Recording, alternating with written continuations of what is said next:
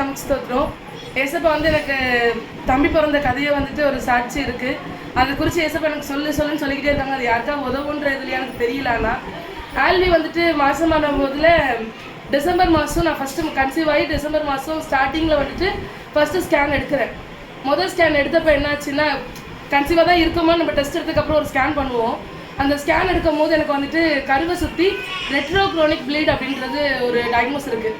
அப்படின்னா என்னென்னா, கருமுட்டியை சுற்றி ரத்தக்கட்டு, அந்த ரத்தக்கட்டு வந்துட்டு வெளியே வந்துருச்சு அப்படின்னா அது அபார்ஷன் ஆகி தான் பிள்ளை வெளியே வரும். அந்த கரு வந்து நின்று ஒரு மாதம் கூட முழுசாக முடிஞ்சிருக்காது, அதுக்குள்ளே இந்த இது வந்து நடந்தது. அப்போ அந்த முதல் மாதம் ஸ்கேன் எடுத்தப்போ இதான் சொன்னாங்க, டாக்டர் கூப்பிட்டு பேசிட்டாங்க என் ஹஸ்பண்ட்டை, அப்பா நீங்கள் ரொம்ப எக்ஸ்பெக்டேஷன் வைக்காதீங்க, இந்த பிள்ளை வந்துட்டு மேக்ஸிமம் வந்து தங்காது அப்படின்னு எனக்கு சொன்ன டயக்னோஸ் என்னென்னா, கடவுள் சொன்னது, எனக்கு டாக்டர் சொன்னது அதுதான். அப்போது அவங்க சொன்னாங்க அதே வார்த்தையும், நீங்கள் முடிஞ்ச அளவுக்கு நான் ஒரு சில மெடிசன் எழுதி கொடுக்குறேன், அதை நீங்கள் எடுங்க, ஃபுல் அண்ட் ஃபுல் ஒரு 3 மாதத்துக்கு ஃபுல் அண்ட் ஃபுல் பெட் ரெஸ்ட்லேயே இருங்க அப்படின்னு சொல்லி தான் டாக்டர் வந்து சொல்லி அனுப்பிச்சாங்க. ஸ்ட்ரைட்டாக ஹாஸ்பிட்டலேருந்து வந்ததோடவே என் வீட்டுக்கு என்ன பண்ணாமல் வீட்டு வாசலே காரை நிறுத்திட்டு, உங்கள் திங்ஸ் எல்லாம் எடுத்து வா, இன்னும் நீ அம்மாட்ட கொண்டு வா அப்படின்னு சொன்னாங்க. நான் அதை கொண்டுட்டு காரில் ஏறி ஸ்ட்ரைட்டாக வீட்டில் கொண்டு விட்டாங்க. கொண்டு வந்து விட்டுட்டு அம்மாட்ட சொல்லிட்டு போயாச்சு. அவங்க அதுக்கப்புறம் அவங்களோட வேலைங்களை பார்க்க அவங்களுமே கிளம்பிட்டாங்க. நான் அம்மா வீட்டில் தான் இருந்தேன். எனக்கு அது சொன்னதோடு எனக்கு நான் ஹாஸ்பிட்டலில் இருந்து வெளியே வரும்போதே அம்மாவுக்கு ஃபோன் அடிச்சிட்டேன், அம்மா இந்த மாதிரி சொல்லிட்டாங்க, எனக்கு ரொம்ப கஷ்டமாக இருக்குது அப்படின்னு சொல்லுறது. எங்கள் அம்மா என்ன பண்ணாங்க, எங்கள் வீட்டில் வந்து ஃபுல் அண்ட் ஃபுல் எங்களுக்கு ஒரு தூண்னா அது எங்கள் அம்மா தான். என்ன ஒரு பிரச்சனை இருந்தாலும் பார்த்துக்கலாம் விடு அப்படின்ற கேட்டகரி அம்மா. நாங்கள் வந்து அதை வந்து யோசிக்கிட்டே இருப்போம். அம்மா ஒரே வார்த்தை சொன்னாங்க, விடுமா பார்த்துக்கலாம், அது என்னம்மா போகுது அப்படின்னு அம்மா சொன்னாங்க. நான் வீட்டுக்கு வரதுக்குள்ளேயே அம்மா என்ன பண்ணாங்க, ஆண்டிக்கு ஃபோன் அடிச்சிட்டாங்க. ஃபோன் அடித்து ஆண்டிக்கிட்டையும் சொல்லிட்டாங்க. ஆண்டி உடனே எனக்கு லைனில் வராங்க. வந்துட்டு ஆண்டி சொன்னாங்க, இல்லை அதெல்லாம் ஒன்றும் ஆகாது, நீ ஏசப்பட்ட மட்டும் கேளுமா. இதுதான் ஆண்டி சொன்ன வார்த்தை எனக்கு. நீங்கள் என்ன வேணும் வச்சுக்கோங்க, டாக்டர் சொன்னாங்க 3 மாதத்துக்கு நீ full and full bed rest எடுக்கணும், இந்த 3 மாதம் இந்த மருந்து எடுக்கணும்னாங்க. வாரத்தில் ஒரு நாள் விட்டு ஒரு நாள் ஊசி, இந்த பக்கம் அந்த பக்கம் மாறி மாறி ஆயில் இன்ஜெக்ஷன் போட்டுகிட்டே இருப்பேன், வீக்கம் இருக்கும். ஆனாலும் தேவன் வந்து தாங்கிக்கு எனக்கு ஒரு பலனை கொடுத்தாரு.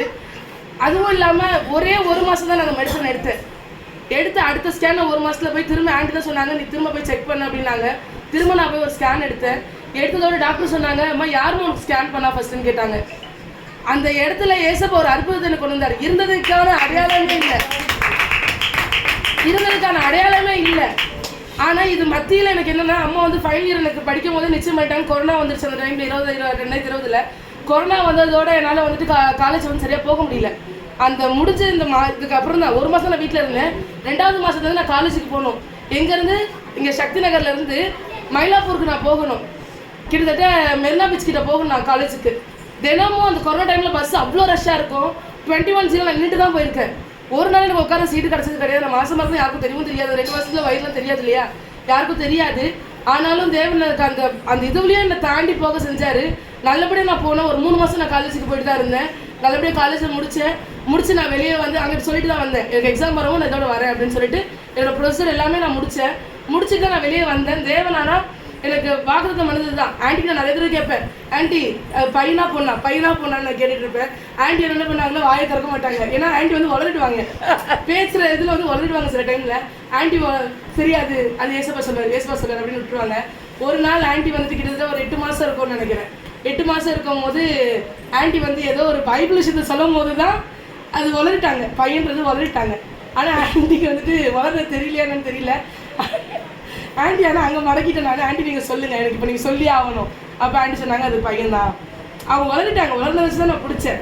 ஆனால் இவன் வயிற்றுக்குள்ளே வயிற்றுக்குள்ளே இருக்க போச்சுல, அது முன்னாடி சொல்லியாச்சு. 1 மாதத்துலேயே நான் முடிஞ்சிருச்சு இல்லையா, அந்த ஸ்கேன் எடுத்துக்கப்புறம் பிள்ளை நல்லபடியாக வளர ஆரம்பிச்சிருச்சு. அவன் வயிற்றுக்குள்ளே இருந்தப்போ நிறைய போராட்டங்கள் எனக்கு இருந்துச்சு. ஃபேமிலியாக இருக்கட்டும், எனக்குள்ளேயா இருக்கட்டும், நிறைய பிரச்சனைகள் எனக்கு இருந்துச்சு. ஆனாலும் தேவன் ஒரு பக்கம் என் படிப்பு, ஒரு பக்கம் மேரேஜ் லைஃபு, இன்னொரு பக்கம் பிள்ளையை கொண்டு நிறைய ஸ்ட்ரெஸ் எனக்கு இருந்துச்சு. தேவனால ஒவ்வொன்றுத்தையுமே தாண்டி எனக்கு எப்படியோ, ஏன்னா எனக்கு நான் மாசமாக்கும் போது 21 வயசு. அந்த காலத்தில் அது தெரியாது. ஆனால் இப்போ உள்ள இதில் வந்துட்டு 21 வயசில் எனக்கு உண்மையாக அந்த எதுவுமே மைண்ட் எனக்கு கிடையாது. ஏன்னா வீட்டை ரொம்ப செல்லமாக இருந்த பிள்ளை, எந்த ஒரு வேலையும் செய்ய தெரியாது, எதுவும் எனக்கு தெரியாது. ஆனாலும் தேவன் அந்த சின்ன வயசுலேயும் எனக்கு அந்த பிள்ளையை எப்படி நான் பார்க்கணும். ஆனால் மேக்ஸிமம் இது வரைக்கும் நான் சொல்கிறேன், உண்மையாக அந்த பிள்ளைய 3 வயசு வரைக்குமே நான் பார்க்கல. 3 வயசுக்கு மேலேயும் அம்மா தான் இருக்காங்க. 3 வயசு வரைக்குமே என் அக்காவும் என் அம்மாவும் மட்டுமே தான் இந்த பிள்ளையை பார்த்து எல்லாமே. ஆனால் ஆண்டி சொல்லுவாங்க, வயிற்றுல முன்னாடி நிறைய வசனம் கேளு, நிறைய பாட்டு பாடுவாங்க. அப்போ வந்துட்டு அந்த எபினேசரே சாங் தான் நான் பாடிட்டே இருப்பேன். அடுத்தது இப்போ ஆல்பி பிறந்ததோட இப்போ ரீசெண்டாக வந்து என் தாய் உருவாகும் முன்னே அந்த சாங் வந்து அவனுக்கு ஒருவேளை அது எங்கள் 2 பேருக்கும் அது லிங்க் ஆச்சு என்னன்னு தெரியல. அந்த பாட்டுக்கு ஏற்ற மாதிரி ஆல்பி அந்த பாட்டு சீக்கிரமாக கற்றுக்கிட்டான். நம்ம வயிற்றுக்குள்ளே இருக்கும்போது எபினேசரை பாடிக்கிட்டு இருந்தேன். ஆனால் அந்த ஆல்பி வந்துட்டு அந்த பாட்டை ரொம்ப பிடிச்சிக்கிட்டான். பிடிச்சி இப்போ வரைக்கும் அந்த பாட்டை நான் எடுத்து கொடுத்தா அவன் பாட்டு பாடுவான்.